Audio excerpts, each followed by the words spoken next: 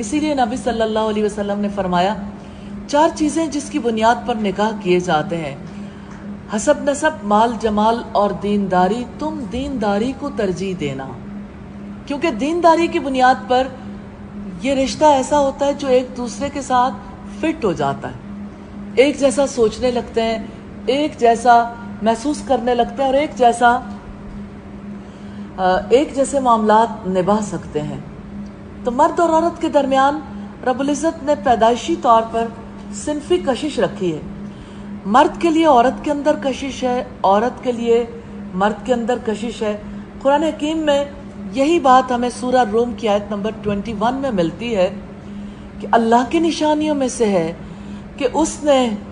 تمہاری جنس سے تمہارے لیے جوڑے بنائے، لِتَسْكُنُوا إِلَيْهَا، تاکہ تم اس کے پاس سکون حاصل کرو، وَجَعَلَ بَيْنَكُمْ مَوَدَّةً وَرَحْمَةً، اور اس نے تمہارے درمیان مودت یعنی وہ محبت جو جوانی کی محبت ہے وہ بھی رکھ دی، اور رحمت یعنی بڑھاپے کی محبت بھی رکھ دی جو بے غرض اور بے لوث ہوتی ہے. بے شک اس میں نشانیاں ہیں ان لوگوں کے لیے جو غور و فکر کریں. اب آپ دیکھیں کہ مرد اور عورت کے تعلق کے لیے 2 صورتیں ہیں جہان میں. ایک صورت آزاد ہے اور دوسری صورت پابندی کے ساتھ ہے. آزاد صورت یہ ہے کہ کوئی مرد کسی عورت کے ساتھ کسی وقت کسی بھی طرح سے تعلق قائم کر لے، جس کے لیے اس کے اوپر کوئی پابندی عائد نہ ہوتی ہو، اسے کسی قسم کا یعنی کوئی احساس نہ کرنا ہو، کسی قسم کی ذمہ داری قبول نہ کرنی ہو، جسے دوسرے لفظوں میں فری سیکس بھی کہتے ہیں. دوسری صورت یہ ہے کہ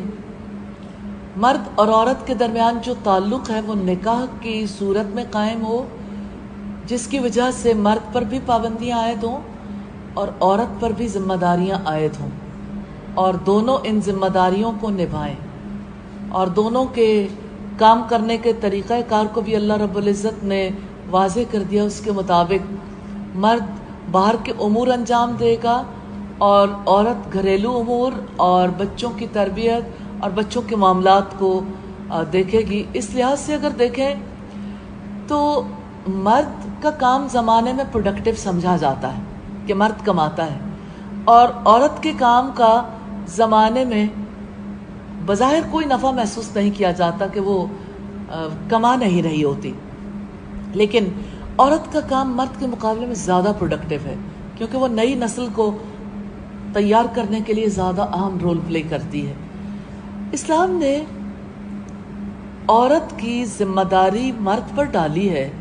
معاشی ذمہ داری بھی، تو اس وجہ سے کہ عورت کے کام پر اسے کوئی معاوضہ نہیں دیا جاتا،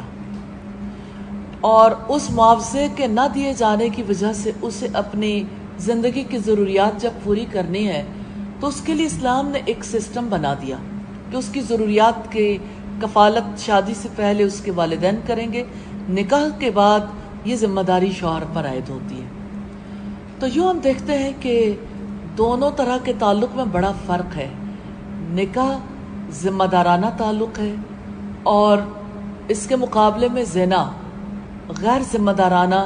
وقتی تعلق ہے. جیسے کوئی کسی کھلونے سے کھیلتا ہے، ایسے ہی مرد اگر عورت سے کھیل لے اور اس کے بعد اس کی کوئی ذمہ داری محسوس نہ کرے یا وائس ورثہ ہو، تو اسلام اس کی اجازت نہیں دیتا، کیونکہ یہ طریقہ فطرت انسانی کے سراسر خلاف ہے. کیونکہ مرد اور عورت کے تعلق کے نتیجے میں جب اولاد پیدا ہوتی ہے، نکاح کے توسط سے جو اولاد پیدا ہوتی ہے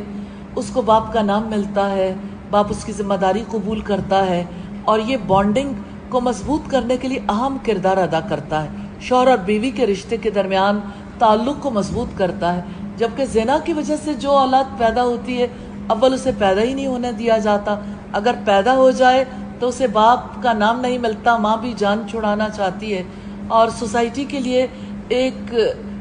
آپ یوں سمجھ لیں کہ دکھتا پھوڑا بن جاتا ہے ولد زنا، یعنی زنا سے پیدا ہونے والی اولاد، اسے کسی سے نہ ورثہ ملتا ہے، نہ کوئی اس کی معاشی کفالت کرنے کے لیے تیار ہوتا ہے، اور پورے معاشرے کے لیے وہ ایک درد سر بن جاتا ہے۔ تو یوں اگر آپ دیکھیے تو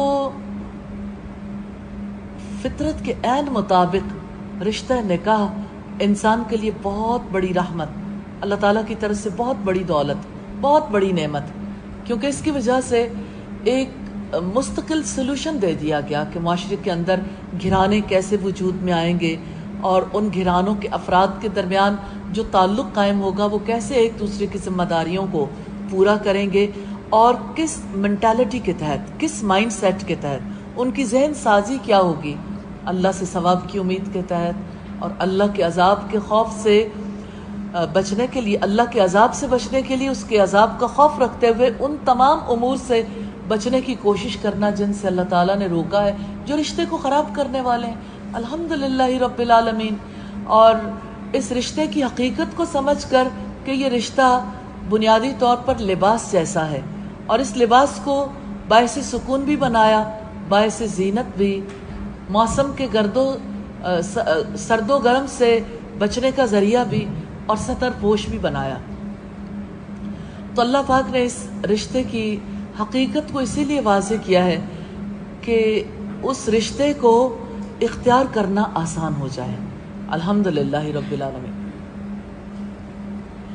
ہمارے معاشرے میں اکثر یہ بات کہی جاتی ہے کہ انسان ایک سوشل اینیمل ہے، معاشرتی حیوان ہے۔ صحیح بات یہ ہے کہ انسان ایک اخلاقی حیوان ہے، اور انسان اور حیوان میں اگرچہ جسمانی طور پر مشابہت پائی جاتی ہے، مگر اخلاقی اعتبار سے انسان کا معاملہ جانوروں کے مقابلے میں بالکل مختلف ہے۔